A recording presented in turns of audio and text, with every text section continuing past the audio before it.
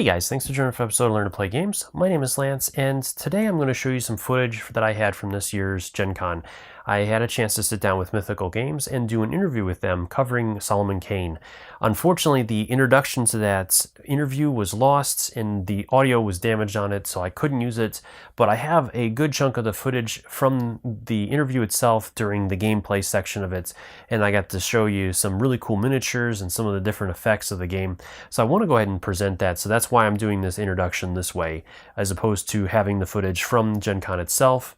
So you guys get to see this anyways, because I think this is still some good content for you guys. So let's head back to Gen Con 2018 and take a look at this footage. Cool, so we're basically just going to give you a quick overview of what a player round and a player turn looks like in Solomon Kane. We've got a board set up here in the middle of a scene, and a scene is basically a chapter where you'll be playing with minis on the board. And at the start of every round, at the start of each chapter you go into, players have to decide what their player order is going to be. And this is one of the key important elements of the game, because every round this can change. You don't have to just be playing clockwise. And this is important because you'll be able to, as I mentioned earlier, donate dice. You'll be able to support each other and enable people to do what they want to do. So, for example, I'm going to kind of pass some dice out here. I'm going to pass one out to Justice. Oh, sorry, the player tokens out to Justice, Courage, Temperance. So in this case, we've got Solomon. He's being faced with a ghost right in front of him here. So his goal at this moment is actually to take this guy down. He's got 2 wounds left. He's going to try and finish him off. Around the board, we've also got these shadows, and these shadows are basically just representations of evil. They're going to be making their way towards Solomon, and to try and stop that, we have 2 of our 4 virtues. We actually have Temperance, and we also have Prudence here, alongside her, both on the board, that we're trying to move in and protect Solomon from the shadows that really want to try and make their way to him. So really, Solomon has his individual objective. He's trying to kill the Ghost of Gideon in this scenario, trying to take him down, really. And we also, as players, then have this separate level where we're trying to prevent the shadows from getting from him, keeping Solomon safe, and also letting us get close to him to give him auras and buffs to make him perform better. So at the start of each round, I've donated out the player order tokens. So in this case, for example, I've got Justice over here, and we've decided as a team that Justice will go first. And Justice has some latent actions available to her, plus some cards available to her. But actually, again, we could have talked about this as players, but as an example of a turn, Justice would simply take 3 of these custom dice and roll them. And the symbols in these dice represent the symbols of the abilities on Justice's card. But what makes Solomon Kane really unique is I don't just want to think about what abilities I have, but also the abilities of the other characters, like, for example, Courage, who's over here. And Courage has a lovely, amazing Fight 5 card ready, which needs 3 dice and a sacrifice of some strength to do a very strong fight attack, which should hopefully guarantee that we at least land 1 wound on the ghost. So I'm going to take Justice's turn, quite simply. I'm just going to roll these 3 dice. I've got 2 faith and a bravery. I'm going to have a look at what Courage needs. He's after some determination, some pain, and a bravery. So I'm going to actually donate him. I'm actually going to donate him a faith. And the reason I'm going to do that is because it can be used as a wild. So I'm going to pass that. I'm going to donate that to Courage. And then I'm going to actually donate these out to the other players so they have something to do. Or if I wanted, I could reserve these for myself for a future turn to actually build myself up for my moment to shine. Or I could use them on one of my latent abilities or cards if I wanted. But right now, these are not going to really help with the main objective that Solomon has. So I'm better to kind of hedge my bets for a time to then shine later. When a player goes in, their turn is over. You flip over the token to show that they're done, and it shows the darkness side. And the reason is we have a darkness deck that basically represents the evil players. So I'll bring it over here. So we have a deck of cards, and these have a bunch of different effects that are going to randomly change how the game works. So for example, we would flip one of these over, and these are still prototypes at the moment. We're looking at streamlining this much more for the final game. But these would tell us what to do if we're in a story, what to do if we're in a scene whenever enemies are around Solomon, or what to do in a scene where enemies are away, adjacent, or sorry, non-adjacent to Solomon. So in this case, for example, I'll flip it around just so I can read it quickly. We could have a hunter, which would be something like the ghost, moving to engage Solomon with the claws and trying to attack him. Now, how do attacks basically resolve? We've obviously got these custom dice in the game, so we wanted a way to kind of resolve attacks and work them out without having to add more dice than just rolling. So what we have is when an attack, like if this ghost was to fight Solomon right now, we take an event card.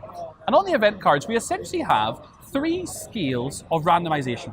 The left number represents rabble, the middle number represents villains, and the right number represents nemesis, or nemesi, whatever you want to do it.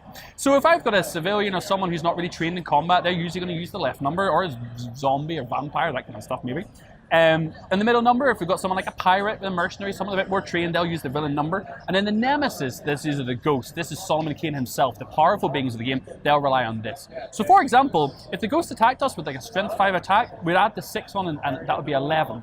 Now this is where something can get super interesting, because what you don't just compare that to like a defense stat. You don't just say, okay, well, what then happens, do I just lose a wound? we've got these cards called Discovery cards. Now, you guys might be familiar with games like Charterstone, games like Seventh Continent, and the Discovery cards is a unique deck of cards, numbered cards, that will change every single time you play a different story.